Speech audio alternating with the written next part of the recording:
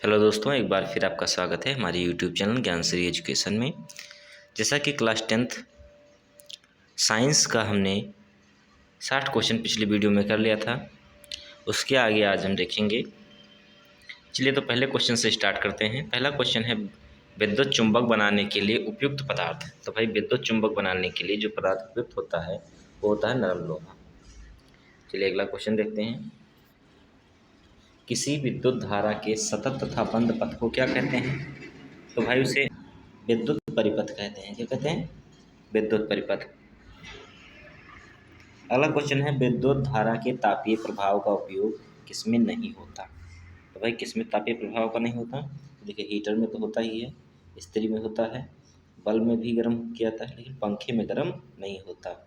जो चीज़ें गर्म हीट नहीं होती ज़्यादा उसको क्या बोलते हैं?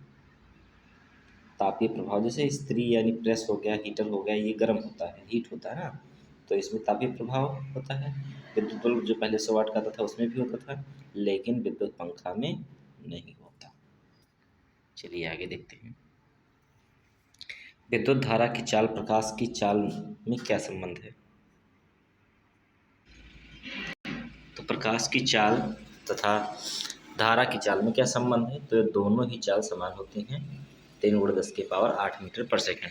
चलिए अगले क्वेश्चन की तरफ बढ़ते हैं।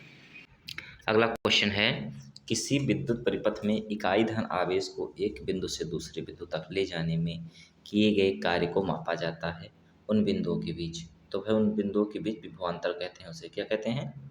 विभवांतर। V बराबर W/Q, एकांक कूलम आवेश को एक बिंदु से दूसरे बिंदु तक ले जाने में किया गया कार्य विभवांतर कहलाता है। चलिए अगला देखते हैं।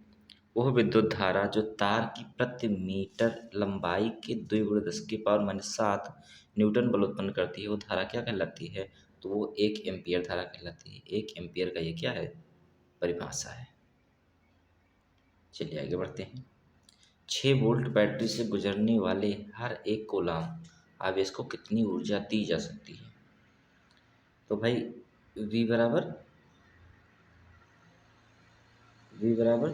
W/Q। तो भाई अगर एक कूलम आवेश है तो B W के बराबर हो जाएगा, क्योंकि W/1, Q का मान 1 है, 1 कूलम है। तो भाई जितना V होगा उतना W होगा, यानी 6 वोल्ट बैटरी से गुजरने वाले हर एक कूलम को कितनी ऊर्जा देनी पड़ेगी? 6 जूल ऊर्जा देनी पड़ेगी। कितना? 6 जूल। अगले क्वेश्चन की तरफ। इलेक्ट्रॉन पर आवेश कितना होता है? तो ये सभी जानते होंगे। एक इलेक्ट्रॉन पर आवेश होता है 1.6 × 10⁻⁻19 होता है, जो कि यहाँ ऑप्शन में नहीं है, इसलिए होगा इनमें से कोई नहीं। अगला है समांतर क्रम में संयोजित 10 प्रतिरोधों का जिनमें प्रत्येक का मान 10 ओम है, समतुल्य प्रतिरोध कितना होगा? तो भाई इनका मान 1 होगा, क्योंकि 1/10 करते जाएंगे ऐसे 10 बार, तो ऊपर सारा प्लस करने पर कितना हो जाएगा? 10, और नीचे भी 10। 10 से 10 डिवाइड हुआ, कितना आ जाएगा? 1 ओम।